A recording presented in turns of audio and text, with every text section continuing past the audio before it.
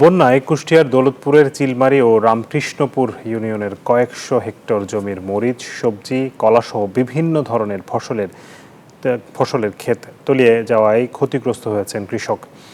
সরকারি সহায়তা চান তারা। কৃষি সম্প্রসারণ অধিদপ্তরের কর্মকর্তারা বলছেন, ক্ষতিগ্রস্ত কৃষকদের তালিকা করে প্রণোদনার আওতায় নিয়ে আসা হবে। মাহতাবুদ্দিন লালনের তথ্য ছবিতে ডেস্ক রিপোর্ট। কুষ্টিয়ার দৌলতপুর উপজেলার চিলমারী ও রামকৃষ্ণপুর ইউনিয়নের দিগন্তজোড়া ফসলি জমি এখন পানির নিচে। ওয়ালটন এখন দেশের সীমানা পেরিয়ে পৌঁছে গিয়েছে 50টিরও বেশি দেশে। ওয়ালটন, ঘরে ঘরে বিশ্বজুড়ে। হঠাৎ বন্যা আর টানা বৃষ্টিতে এসব এলাকার অধিকাংশ জমির আমন ধান সহ সব ধরনের ফসলের ব্যাপক ক্ষয়ক্ষতি হয়েছে। ঋণ নিয়ে চাষাবাদ করে এখন ক্ষতির মুখে কৃষক। ধান এগুলো ডুবে গেছে। পাশাপাশি যে আমাদের চিলমারিতে প্রায় 19টা গ্রাম আছে, সেই গ্রামের ম্যাক্সিমাম গ্রামগুলো পানির নিচে নেমে যেত। এই মৌসুমে ধান, পাট ছিল, তারপরে আপনার তিল ছিল, কাউন ছিল, সব যদি সরকার একটু চোখ দিয়ে তাকাইতো তাহলে মনে হয় আমাদের সবার জন্য, সব কৃষির জন্যই ভালো হতো। সরকারি প্রণোদনা কার্যক্রমে অনিয়ম ও বাছাই প্রক্রিয়ায় স্বজনপ্রীতির অভিযোগ অনেক কৃষকের।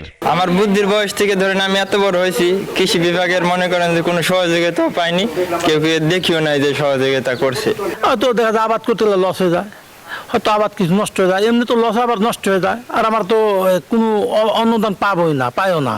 যে আমরা যে কৃষিকাজ করি, এই কৃষিকাজ থেকে যেন সরকারি থেকে যদি আমরা এরকম ভাবে কৃষির কিছু এরকম ভাবে বীজ উৎপাদন যেগুলো হয় সেগুলো যদি আমাদেরকে একটু সহযোগিতা করে।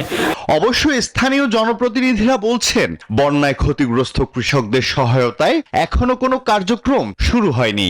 তাই সরকারের কাছে আমার ইউনিয়নের পক্ষ থেকে আকুল আবেদন এই যে আমাদের জনগণের কথা, অবস্থার কথা বিবেচনা করে প্রয়োজনীয় ব্যবস্থা করার জন্য আমি বিনীতভাবে আবেদন করছি। কৃষি সম্প্রসারণ অধিদপ্তর বলছে, পানি নেমে গেলে ক্ষয়ক্ষতির সঠিক পরিমাণ নিরূপণ করা সম্ভব হবে। তবে প্রণোদনার অনিয়মের বিষয়টি সঠিক নয় বলে দাবি এই কর্মকর্তার। সরকারের উপর প্রণোদনা দেবে, সেই নির্মিশে সেই প্রণোদনার এদেরকে অন্তর্ভুক্ত করার চেষ্টা করবো আমরা।